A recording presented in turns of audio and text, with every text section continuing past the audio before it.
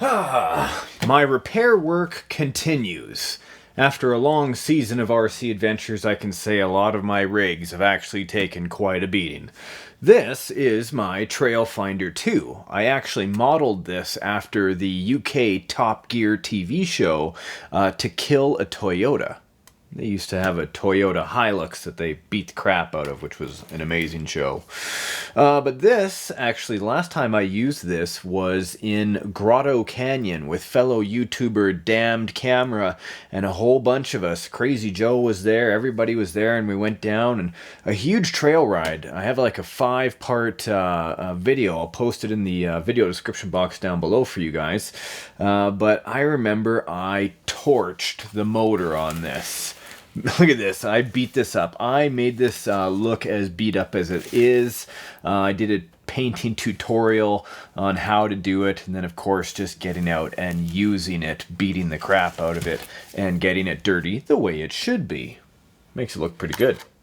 But I cooked this motor on the inside. I remember it just smoking and sizzling by the end, and so I've got to swap it out, and I figured if I was doing it, I might as well flip on the camera and let you guys watch along, you see?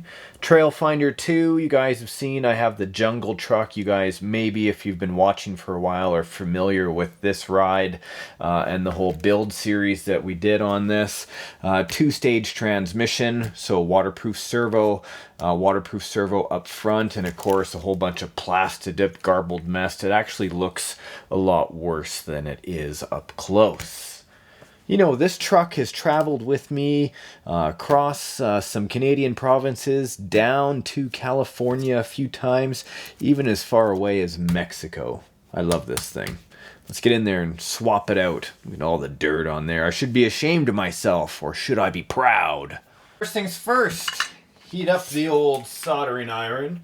Mine's up to about 720. You must be asking, why am I putting solder on here? Because I find liquid solder actually heats up the solder that's already solidified a lot faster than trying to heat it up. There, see? Easy removal. A lot of people are intimidated when they have to swap out a motor. Either they got sand in it, or they got water, it's rusted, the bearings are gone. You know, same thing, the brushes and motor dirt that got in around the comm, it needs to be swapped. You could smell motor for, oh, I don't know, the last kilometer that we walked on the trip. Okay, that's out. Time to loosen off the pinion if I can. Sorry, I know it's in the way. It's a little bit dark, but what can you do, hey? I need a 2mm hex. Where is it? Perfect. See if I can get in there. Now, it's important not to strip out, especially if you've got a lot of dirt around the pinion, right? So just back it off slowly, and thank goodness. I did use Loctite. It looks like I used red Loctite. Surprising. Yeah, that's definitely got a hint of red, but it came off fairly easy. Let's just try to wedge off the pinion. There we go. So the pinion, for the new people that are watching the show, is actually the drive gear that comes directly off of the electric motor, right? The motor shaft comes out, hooks up with this spur gear, which is on the transmission. This I've upgraded to hardened steel, so we don't have any of those teeth actually click out or break off. Now, let's see. If I turn this around slowly, you can see how dirty it is. I've actually got to get in there to release those screws, to release the motor.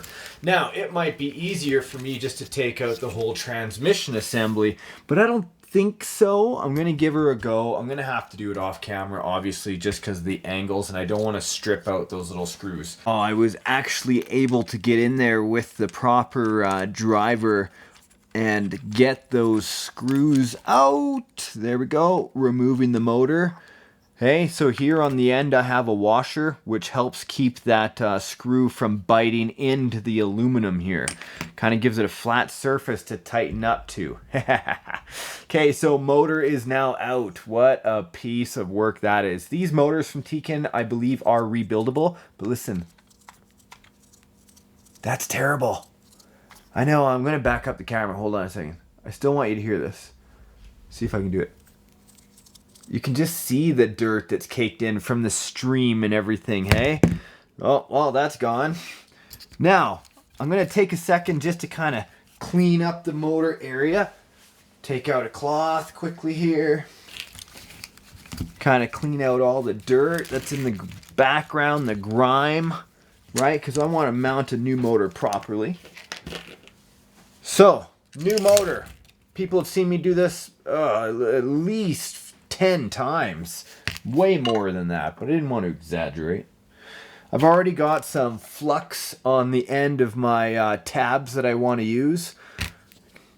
Positive and negative. I guess I could do, here, let's do this side. Just do it even so you can see. 1, 2. It's just that simple. But I'm using a hot soldering iron, right? With a proper digital soldering iron. Well, it doesn't have to be digital. I just happen to have one. It's a Heiko or a Hako. Have you guys ever seen this before? Let me just kind of zoom in over. Yeah, you can see it right here. Woohoo! Right here. Nice and hot. Hot solder gives you a nice quick melt point. Gives those the solder, you know, the proper heat in a soldering iron is so important. Of course, some people have luck with like the $10 soldering irons. That's what I used for the longest time. I think this one was about 99 bucks. Totally worth the investment in my opinion. Okay, so let's see where those tabs are going to line up. Somewhere in there. Okay, so we'll take the screws, put it back in.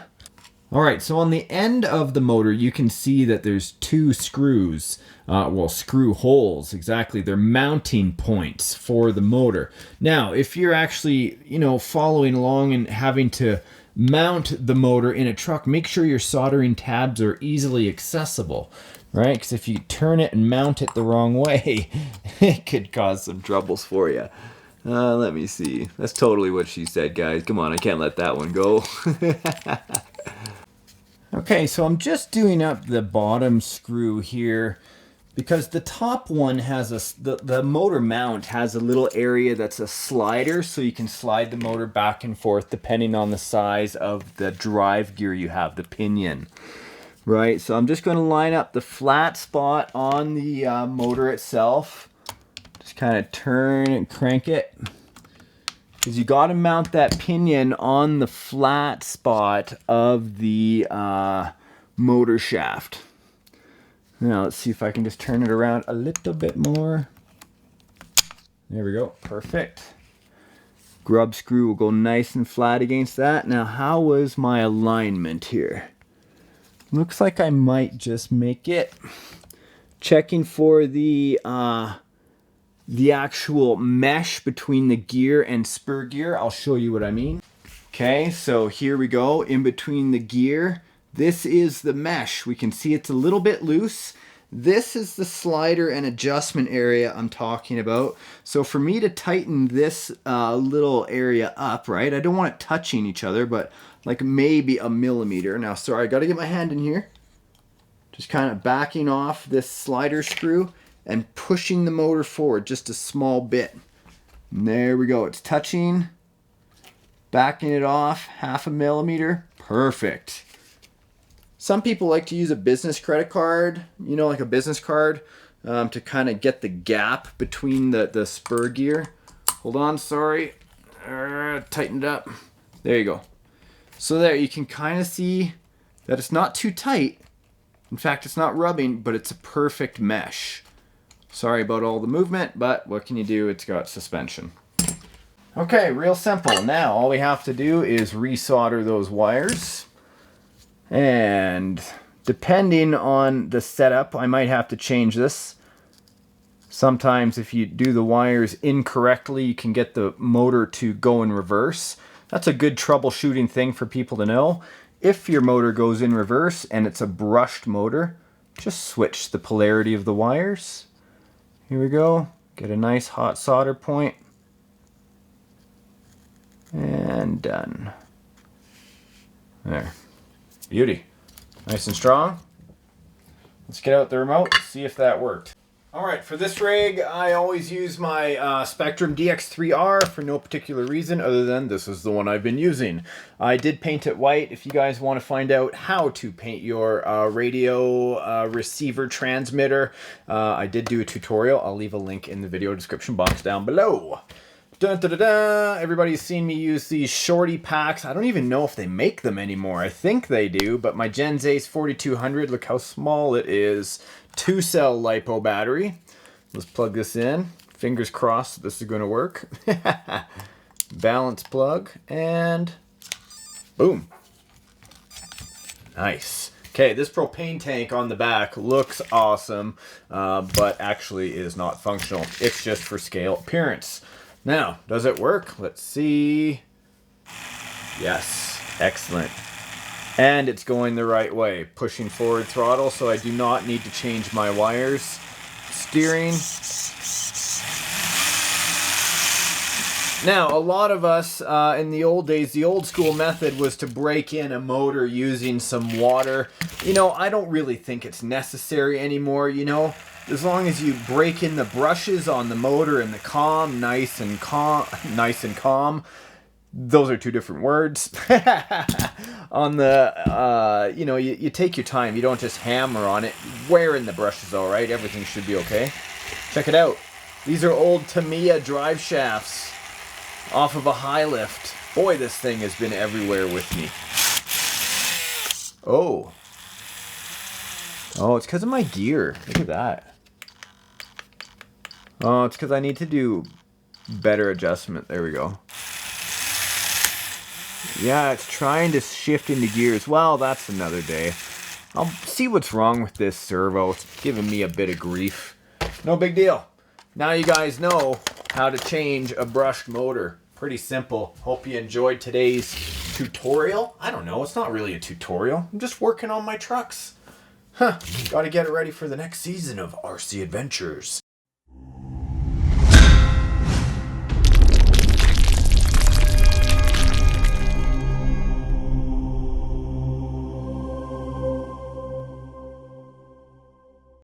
I guess it helps when I put in the set screw.